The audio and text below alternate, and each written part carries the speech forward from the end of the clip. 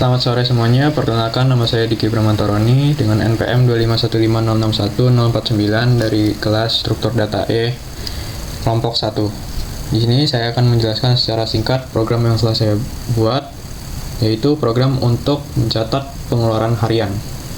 Nah, program ini dibuat berdasarkan implementasi variabel struktur data, yaitu list satu dimensi. Langsung aja kita masuk ke pembahasannya. Yang pertama ini ada dev menu. Dev menu ini digunakan untuk membuat daftar menu yang dimana di dalamnya ada pilihan perintah yang dapat dipilih secara acak oleh si user. Di dalam menu ini ada judulnya yaitu pengeluaran harian, lalu ada pilihan 1 sampai 6 yang bebas dapat dipilih oleh user. Kemudian kita masuk ke kode utamanya yang di sini dev main pengeluaran sama dengan indeks 0 kali 5. Ini maksudnya gimana? Jadi indeks 0 kali 5 ini merupakan list kosongan.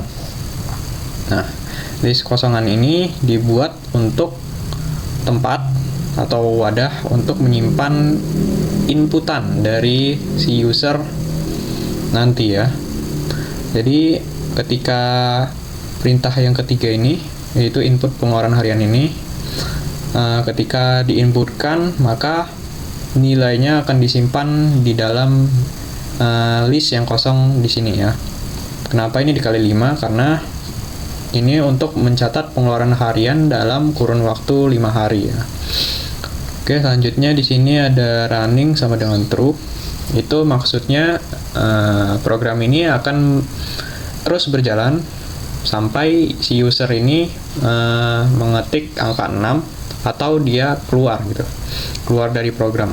Jadi dia akan terus berjalan selama si user ini tidak mengetik angka 6 dan program ini bakal terus berjalan. Nah, selama program ini berjalan, dia akan memanggil menu yang awal tadi, yang ini. Nah, dia akan menampilkan menu dan meminta si user ini menginputkan sebuah bilangan integer untuk masukkan pilihan. Nah, jadi si user diminta untuk memilih perintah apa yang akan dijalankan. Nah, jika si user ini menginputkan data yang salah atau angka yang salah, misalnya dia bukan bilangan integer, maka dia akan masuk ke dalam accept value error, dan karena programnya error, maka dia akan diatasi oleh accept value error ini menjadi print masukkan angka yang valid. Lalu di sini ada continue untuk melanjutkan programnya. Oke. Terus di sini ada pengkondisian if pilihan 1. Itu maksudnya jika si user itu memilih perintah yang pertama, yaitu yang ini, menampilkan address list. Jadi program akan mengeksekusi print address list ID pengeluaran. Nah, jadi ini ID pengeluaran ini merupakan alamat memori yang dia menyimpan alamat referensi dari si list tersebut. Nah, selanjutnya else if pilihan kedua, jika user memilih pilihan kedua yaitu tampilkan address tiap data, dia akan mengeksekusi program yang ini. Dan di sini ada perulangan for i karena dia menampilkan seluruh address tiap data. Jadi dari data 1 sampai 5 dia ditampilin semuanya. Lalu lanjut ke pilihan ketiga, itu input pengeluaran harian.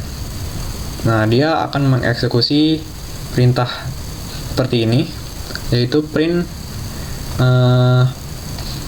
masukkan pengeluaran selama 5 hari. Jadi si user itu diminta untuk menginputkan berapa gitu nominalnya pengeluaran dalam kurun waktu 5 hari gitu. Terus sini ada perulangan juga karena semuanya ditampilin. while true selama benar, maka pengeluaran integer input hari ke i indeks plus 1. Itu maksudnya jadi tiap hari pertama lanjut ke hari kedua, lanjut ke hari ketiga, dan sampai ketika sudah sampai hari kelima dia akan break. Di sini ada break untuk berhenti, jadi nggak lanjut ke hari ke-6 gitu. Terus di sini ada except value error. Nah, ini ada pengkondisian lain jika si user ini menginputkan dia bukan bilangan integer, maka dia akan dijalankan oleh except value error ini, yaitu print harus berupa angka. Jadi misalnya yang di input itu string gitu, nggak bisa gitu, jadi harus berupa angka. Lanjut ke pilihan keempat, yaitu print data pengeluaran. For i in range pengeluaran, print hari i plus 1 rp pengeluaran. Nah, ini pokoknya dia untuk menampilkan seluruh pengeluaran harian yang telah diinputkan oleh si user tadi. Jadi karena dia udah diinputkan, list kosong tadi udah terisi oleh nominal-nominal yang telah diinputkan oleh user. Dan di perintah keempat ini dia untuk menampilkan seluruh pengeluaran hariannya. Dan yang terakhir ini atau pilihan kelima itu fungsinya untuk menghitung total pengeluaran. Nah, jadi seluruh nominal yang telah diinputkan oleh si user dia bakal dijumlahkan dan ditotalkan menjadi hasil pertambahannya. Jadi nominal yang telah diinputkan itu semuanya dijumlahin dan hasilnya bakal ditampilin. Print total pengeluaran RP, total ini. Lalu yang terakhir di sini pilihan ke-6 yaitu untuk keluar dari program. Nah, jika user sudah memilih untuk keluar dari program, maka program akan false di sini ya, atau berhenti. Maka ketika sudah berhenti, dia akan memprint program telah selesai ya. Lalu di sini ada lagi else print pilihan tersebut tidak tersedia. Nah, ini pengkondisian lain jika si user itu menginputkan angka integer, namun dia nggak ada di daftar menu ini. Misalnya angka 7 gitu, dia kan nggak ada di daftar menu ini. Makanya dia akan else menampilkan pilihan tersebut tidak tersedia gitu. Terus yang paling bawah ini adalah kode untuk menjalankan program utamanya.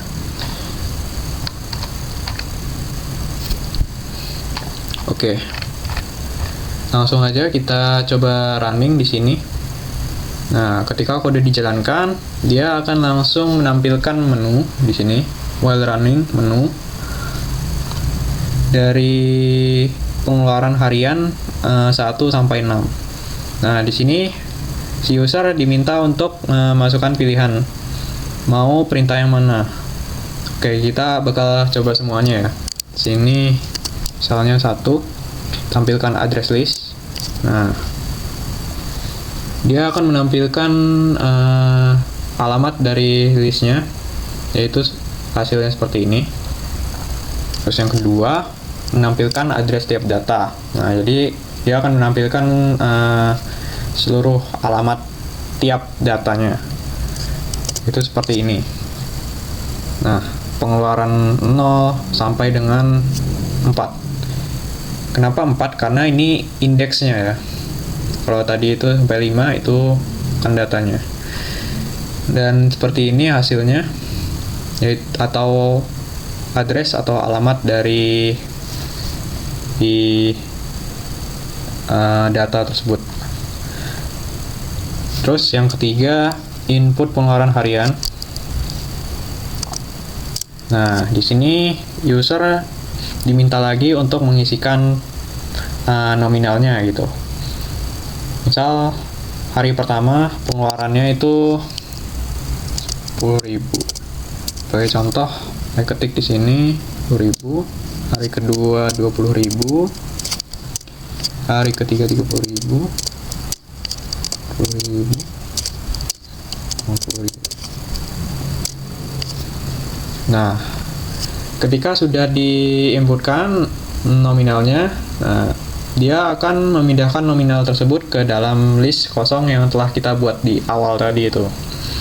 Jadi tadi yang list kosong itu bernilai 0, sekarang bernilai nominal-nominal ini dari hari pertama sampai hari kelima.